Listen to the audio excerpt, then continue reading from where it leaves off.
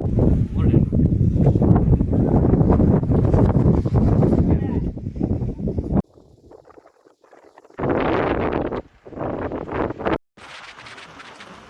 Friends, ನಾವೀಗ ಹೋಗ್ತಿದ್ದೇವೆ ಕೊಡಚಾದ್ರಿ ಬೀಚಿಗೆ. ಹೋಗ್ತಾ ಇದ್ದೇವೆ. ಒಬ್ಬರಿಗೆ 450 ರೂಪಾಯಿ. 8 ಜನ ಇದ್ರೆ 450 ರೂಪಾಯಿ ಬೀಳ್ತದೆ. ಇಲ್ಲಿಂದ ಸುಮಾರು ಎಷ್ಟುಂಟು ಕಿಲೋಮೀಟರ್? ಹಾಂ, ಟೋಟಲ್ ಹೋಗಿ ಬರ್ಲಿಕ್ಕೆ ಒಂದು ಸೈಡ್ 14 ಕಿಲೋಮೀಟರ್ ಆಗುತ್ತೆ. ಅದರಲ್ಲಿ 9.5 ಕಿಲೋಮೀಟರ್ ಆಫ್ ರೋಡಿಂಗ್ ಇದೆ. ಇಲ್ಲಿಂದ ಟೋಟಲ್ 14 ಕಿಲೋಮೀಟರ್ ಉಂಟು. ಅದರಲ್ಲಿ 9.5 ಕಿಲೋಮೀಟರ್ ಆಫ್ ರೋಡಿಂಗ್ ಉಂಟಂತೆ ಫ್ರೆಂಡ್ಸ್. ಈಗ ನಡ್ಕೊಂಡೆಲ್ಲ ಹೋಗ್ಬೇಕಾದ್ರೆ ಅವರು ಮೇಲ್ಗಡೆ ಜೀಪಲ್ಲಿ ಹೋದ್ಮೇಲೆ 1.5 ಕಿಲೋಮೀಟರ್ ಟ್ರೆಕ್ಕಿಂಗ್ ಇದೆ ಬೀಚಿಗೆ ಹೋಗೋದು. ಇಲ್ಲಿಂದ ಹೋದ್ಮೇಲೆ ಪುನಃ ಅಲ್ಲಿ ಜೀಪ್ ಪಾಯಿಂಟ್ ಆದ್ಮೇಲೆ ಪುನಃ 1.5 ಕಿಲೋಮೀಟರ್ ಟ್ರೆಕ್ಕಿಂಗ್ ಮಾಡ್ತಾರೆ. ಹೇಗೆ ಮಳೆಗಾಲದಲ್ಲಿ ತುಂಬ ಜನ ಬರ್ತಾರೆ ಸರ್? ಹೌದು, ತುಂಬ ನಮ್ಮ ಮಳೆಗಾಲವೇ ದೊಡ್ಡ ಸೀಸನ್ ಇದು. ರೈನಿ ಸೀಸನ್ಗೋಸ್ಕರ ಜನ ಬರ್ತಾರೆ ಜೀಪ್ ರೈಡಿಗೆ ಮತ್ತು ವ್ಯೂ ಪಾಯಿಂಟ್ ನೋಡಲಿಕ್ಕೆ. ಮಳೆಗಾಲವೇ ಜಾಸ್ತಿ ಜನ, ಸಮ್ಮರಲ್ಲಿ ಯಾರು ಕಮ್ಮಿ. ಸಮ್ಮರಲ್ಲಿ ಕಮ್ಮಿ, ಮಳೆಗಾಲದಲ್ಲಿ ತುಂಬ. ಮಳೆಗಾಲದಲ್ಲಿ ತುಂಬ ಜನ. ವಿಂಟರಲ್ಲಿ ಮತ್ತು ಚಳಿಗಾಲದಲ್ಲಿ ಇರ್ತಾರೆ. ಇದು ಸನ್ರೈಸು ಅದೆಲ್ಲ ಸಿಗುತ್ತೆ. ಸನ್ರೈಸಲ್ಲಿ ಸಿಗುತ್ತದೆ. ಸನ್ರೈಸ್ ಸನ್ಸೆಟ್ ಎರಡು ಸಿಗುತ್ತೆ. ಅದರಲ್ಲೂ ಜನ ಇರ್ತಾರೆ. ಮತ್ತು ಸ್ಕೂಲ್ ವೆಕೇಷನಲ್ಲೂ ಜನ ಇರ್ತಾರೆ. ಹಾಂ, ಸ್ಕೂಲ್ ಮಕ್ಕಳೆಲ್ಲ ಬರ್ತಾರೆ. ಹೌದು, ಸ್ಕೂಲ್ ಮಕ್ಕಳು ತುಂಬ ಇರ್ತಾರೆ. ಈಗ ಜಲಪಾತ ಎಂತಾದ್ರು ಆ ಥರದೆಲ್ಲ ಸಿಗ್ತಲ್ಲ ಸರ್? ಈ ಹೆಚ್ಚಾಗಿ ಜೀಪ್ ರೈಡಲ್ಲಿ ಜಲಪಾತ ಸಿಗಲ್ಲ. ಇದು ಪಕ್ಕದಲ್ಲೇ ಇದೆ, ಇದು ಟ್ರೆಕ್ಕಿಂಗ್ ರೂಟ್ ಅಂತ ಇದೆ. ಅದರಲ್ಲಿ ಇದು ಇಡ್ಲಮನೆ ಫಾಲ್ಸ್ ಅಂತ ಒಂದು ಫಾಲ್ಸ್ ಸಿಗುತ್ತೆ. ಅದು ಇವಾಗ ಟ್ರೆಕ್ಕಿಂಗ್ ಕ್ಲೋಸ್ ಮಾಡಿದ್ದಾರೆ ಸದ್ಯದಲ್ಲಿ. ಫಾಲ್ಸಿಗೆ ಹೋಗ್ಬೋದು, ಫಾಲ್ಸಿಗೆ ಮಾತ್ರ. ಕೊಡಚಾದ್ರಿಗೆ ಅಲ್ಲಿಂದ ಕಂಟಿನ್ಯೂ ಹೋಗ್ಲಿಕ್ಕಿತ್ತು ದಾರಿ. ಕ್ಲೋಸ್ ಮಾಡಿದ್ದಾರೆ. ಈಗ ಮಳೆಗಾಲದಲ್ಲಿ ಕ್ಲೋಸ್ ಮಾಡ್ತಾರೆ. ಮಳೆಗಾಲ ಕ್ಲೋಸ್ ಮಾಡಿದ್ದಾರೆ ಈ ವರ್ಷ. ಬಿಡ್ತಾ ಇದ್ರು. ವರ್ಷ ಬಿಡ್ತಾ ಇದ್ರು. ಫ್ರೆಂಡ್ಸ್, ಈಗ ಆಫ್ ರೋಡ್ ಶುರುವಾಗಿದೆ. ಹೇಳಿದ್ದಾರೆ ಸುಮಾರು ಎಷ್ಟು 9 ಕಿಲೋಮೀಟರ್ ಅಷ್ಟು ಉಂಟಲ್ಲ? 9.5 ಅಂದರೆ ಸುಮಾರು 10 ಕಿಲೋಮೀಟರ್ ಹತ್ರ ಹತ್ರ ಆಫ್ ರೋಡ್ ಉಂಟು ಫ್ರೆಂಡ್ಸ್. ಇಲ್ಲಿ ಈಗ ಹಾವುಗಳೆಲ್ಲ ಉಂಟಂತೆ. ಅದು ಹಾವು ಇಲ್ಲಿ ಸಹ ಉಂಟಾ? ಇಲ್ಲಿ ಸಹ ಎಲ್ಲ ಹಾವು ಉಂಟಂತೆ. ಬಟ್ ಈಗ ನಮಗೆ ಸಿಗ್ತದಾ ಇಲ್ಲ ಅಂತ ಗೊತ್ತಿಲ್ಲ. ಮಳೆಗಾಲದಲ್ಲಿ ಸ್ವಲ್ಪ ಕಮ್ಮಿ ಅಂತ ಹೇಳಿದ್ರು. ಮತ್ತೊಂದು ಇವರು ಹೇಳಿದ್ರು ಎಂತಂತ ಹೇಳಿದರೆ ಹಾವುಗಳು ಕಚ್ಚುವುದಿಲ್ಲ ಅಂತ ಸಹ ಹೇಳಿದ್ದಾರೆ. ಕಾಲಿಂದ ಸ್ವಲ್ಪ ಅಂದರೆ ನಾವು ಎಂತಾದರೂ ತೊಂದರೆ ಕಟ್ಟರೆ ಮಾತ್ರ ಅಂತ ಕಚ್ಚಿದ್ದು. ಇವರು ಎಲ್ಲಿಯವರೇ? ಇಲ್ಲಿ ಸುಮಾರು ಎಷ್ಟು ವರ್ಷ ಎಲ್ಲಿದ್ದೀರಿ? ಇವರು ಸುಮಾರು ಒಂದು 2000 ಅಂದರೆ ಸುಮಾರು 26 ವರ್ಷಗಳಿಂದ ಇಲ್ಲೇ ಇದ್ದಾರೆ.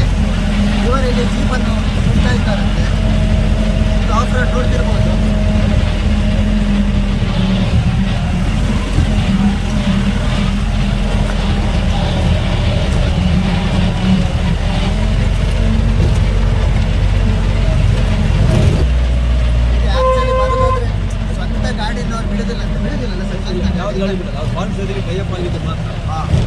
ಈಗ ನಾವು ಒಂದೆಡೆ ಲೋಕಲ್ ಅವರಿಗೆ ಆಫ್ ರೋಡ್ ಬರ್ತಾರೆ ಬೈಕಿಂದ ಅಂತ ಹೇಳಿ ಬಿಡುದಿಲ್ಲ ಅಂತೆ.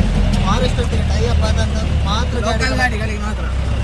ಇಲ್ಲ ಅಂತ ಲೋಕಲ್ ಗಾಡಿಗಳಿಗೆ ಮಾತ್ರ ಅಂತ. ಅದು ಕೂಡ ಟೈಅಪ್ ಆಗಿರ್ಬೇಕಂತೆ ಫಾರೆಸ್ಟ್ ಒಟ್ಟಿಗೆ. ನೀವು ಒಳಗೆ ಬರೋದಕ್ಕಿಂತ ಮೊದಲು ಒಂದ್ಸಲ ಅವರು ಪ್ಲಾಸ್ಟಿಕ್ ಎಲ್ಲ ಚೆಕ್ ಮಾಡ್ತಾರೆ. ಪ್ಲಾಸ್ಟಿಕ್ ತಗೊಂಡು ಬಂದಿದ್ದೀರಾ ಇಲ್ವಾ ಅಂತ ಇದನ್ನೆಲ್ಲ ಚೆಕ್ ಮಾಡ್ತಾರೆ ಫ್ರೆಂಡ್ಸ್. ಯಾವುದೇ ರೀತಿಯ ಪ್ಲಾಸ್ಟಿಕ್ ಏನೂ ಇಲ್ಲ.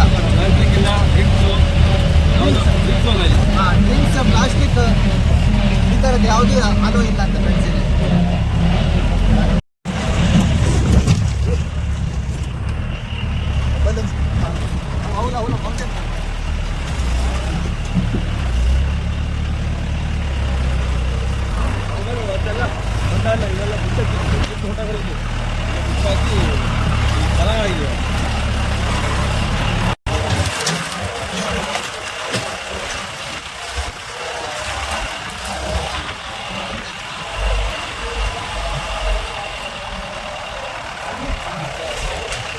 ಫ್ರೆಂಡ್ಸ್, ನಾವೀಗ ಫೈನಲಿ ಕೊಡಚಾದ್ರಿಗೆ ರೀಚ್ ಆಗಿ ಈಗ ಇಲ್ಲಿಗ 1.5 ಕಿಲೋಮೀಟರ್ ಟ್ರೆಕ್ಕಿಂಗ್ ಉಂಟು, ಅದನ್ನು ಮಾಡ್ತಾ ಇದ್ದೇವೆ.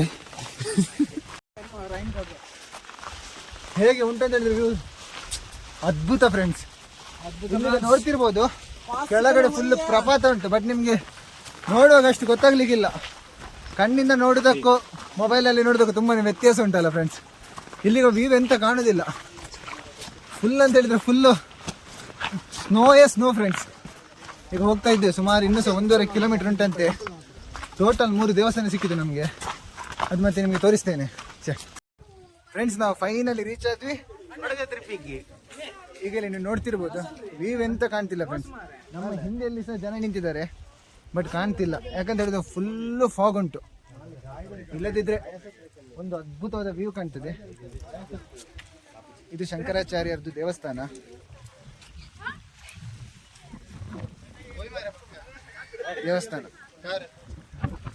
ಇಲ್ಲಿ ಮೈಸೂರಿಗೆ ಪ್ಲಾನ್ ಇದೆ ಅಂತ ಹೇಳಿದ್ರೆ ಸ್ಟಾರ್ಟಿಂಗ್ ಪಾಯಿಂಟ್ ಇಂದ ನಡ್ಕೊಂಡು ಬರುವಂತ. ಅಂದ್ರೆ ಇವಾಗ ನೋಡ್ತಿರ್ಬೋದು ನಾವು ಆಫ್ ರೋಡಿಂಗ್ ಮಾಡಿದ್ವಿ, ಅಲ್ಲ ಆ ಪಾಯಿಂಟ್ ಇಂದ ನಡ್ಕೊಂಡು ಬರುವಂತ ಮೈಸೂರಿಗೆ ಪ್ಲಾನ್ ಇತ್ತು. ಬಟ್ ಮೈಸೂರಿಗೆ 1 ಕಿಲೋಮೀಟರ್ ನಡ್ಕೊಂಡು ಬಂದು ಈಗ ಸಾಕಾಗಿದಂತೆ. ಊಟ ಮಾಡಿ ಹೇಳ್ತಿದ್ದಾನೆ, ಬಟ್ ಇಲ್ಲಿ ಮೇಲೆ ಊಟದಲ್ಲಿ ವ್ಯವಸ್ಥೆ ಇಲ್ಲ. ಮೈಸೂರು ಈಗ ಕೆಳಗೆ ಹೋಗ್ತಾನೆ ಅಂತ ನೋಡ್ಬೇಕು. ಒಂದು 4-5 ಫೋಟೋ ತೆಗೆಯುವಂತ ಪ್ಲಾನ್ ಉಂಟು. ಈಗ ಇಲ್ಲಿ ವ್ಯೂ ಅಷ್ಟೆಂತ ಕಾಣ್ತಿಲ್ಲ ಫ್ರೆಂಡ್ಸ್. ವ್ಯೂ ಕಾಣ್ಲಿಲ್ಲದಿದ್ರೆ ಬಂದದಕ್ಕೆ ಬೇಜಾರಾಗ್ತದೆ ಆಬ್ವಿಯಸ್ಲಿ. ಬಂದ ಟೈಮ್ ಸರಿ ಇಲ್ಲ ಏನೋ, ಬಟ್ ಫಾಗ್ ಫುಲ್ಲು ಓಡ್ತಾ ಉಂಟು.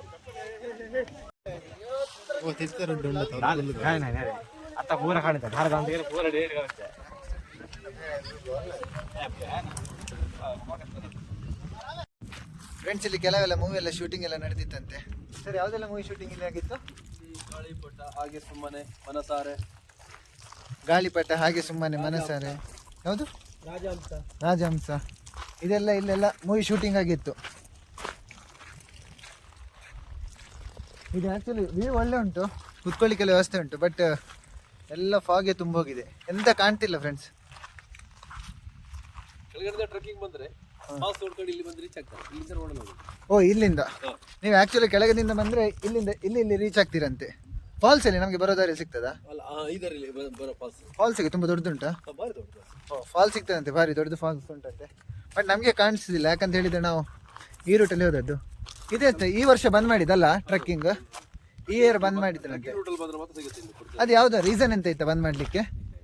ಅದು ಅವರು ಯಾವ ಉದ್ದೇಶ ಗೊತ್ತಿಲ್ಲ, ನೋಡಿಲ್ಲ, ಓಪನ್ ಆಗಿಲ್ಲ. ಓ ಉದ್ದೇಶ ಅಂತ ಇರಲಿಲ್ಲ ಅಂತೆ, ಬಟ್ ಆದರೂ ಕೂಡ ಟ್ರೆಕ್ಕಿಂಗ್ ಕ್ಲೋಸ್ ಮಾಡಿದ್ದಾರಂತೆ 1 ವರ್ಷದಿಂದ, ಯಾಕಂತ ಗೊತ್ತಿಲ್ಲ. ಇಲ್ಲದಿದ್ದರೆ ಇಲ್ಲಿ ಜಲಪಾತ ಸಿಗ್ತದಂತೆ. ನಮಗೆ ಅದೊಂದು ಮಿಸ್ ಆಯಿತು ಫ್ರೆಂಡ್ಸ್, ಜಲಪಾತ ಸಿಗಲಿಲ್ಲ. ಇವೆಲ್ಲ ಫಾಗೆ ತುಂಬೋಗಿದೆ, ನೀವು ನೋಡ್ತಿರ್ಬೋದು.